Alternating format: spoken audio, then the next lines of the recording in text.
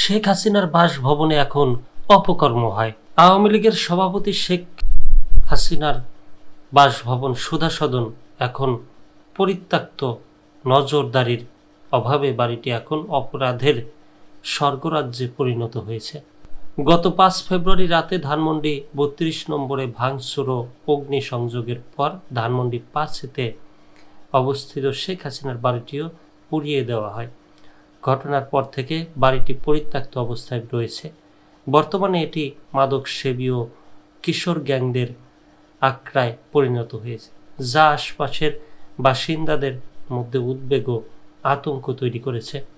আশপাশের বাড়িগুলোর কয়েকজন কেয়ারটেকারের সঙ্গে কথা বলে জানা গেছে, ওই বাড়িতে নিয়মিত মাদক সেবন সহ বিভিন্ন ধরনের অপরাধ ও অনৈতিক কার্যকলাপ চলছে। এতে শুধু আশপাশের বাসিন্দারাই নয়, পাশের সড়ক দিয়ে চলাচলকারী সাধারণ মানুষও নিরাপত্তাহীনতায় ভুগছেন।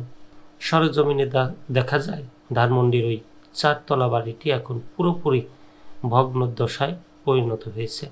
বাড়ির প্রতিটি তলায় আড্ডায় মেতে আছে 14 থেকে 16 বছর বয়সী কিশোরদের দল, যাদের অধিকাংশই মাদক সেবী। সেখানে কয়েকজন প্রাপ্তবয়স্ককেও প্রকাশ্যে মাদক সেবন করতে দেখা যায়। ওই বাড়ি থেকে নারীদের সঙ্গেও কিছু লোককে বের হতে দেখা যায়। এই চিত্র ঘিরে এলাকায় উদ্বেগ উৎকণ্ঠা বাড়ছে বলেও জানিয়েছেন স্থানীয়রা।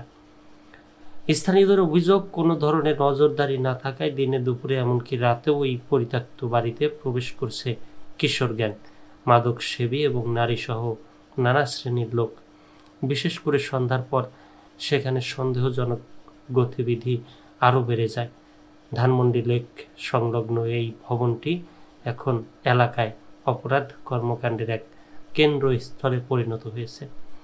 এসব চললেও আইন শৃঙ্খলা রক্ষাকারী বাহিনীর তেমন কোনো তৎপরতা কিংবা নজরদারি চোখে পড়ছে না বলে অভিযোগ করেছেন স্থানীয়রা। এ বিষয়ে ঢাকা মেট্রোপলিটন পুলিশের রমনা বিভাগের অতিরিক্ত উপ কমিশনার জিসানুল হক জানান, বাড়িটি আমাদের নজরদারিতে রয়েছে।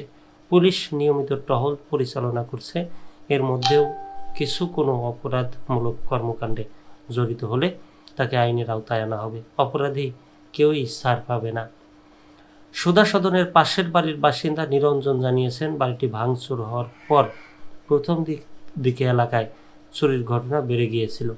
তাই আমরা নিজেরা কিছুদিন নজরদারি করেছি, কিন্তু ধীরে ধীরে এই বাড়িটি মাদক সেবীদের আড্ডাস্থলে পরিণত হয়েছে। ছোট বড় সব বয়সী লোকজনই এখানে আসছে। আমরা এখন নিরাপত্তা ঝুঁকিতে রয়েছি।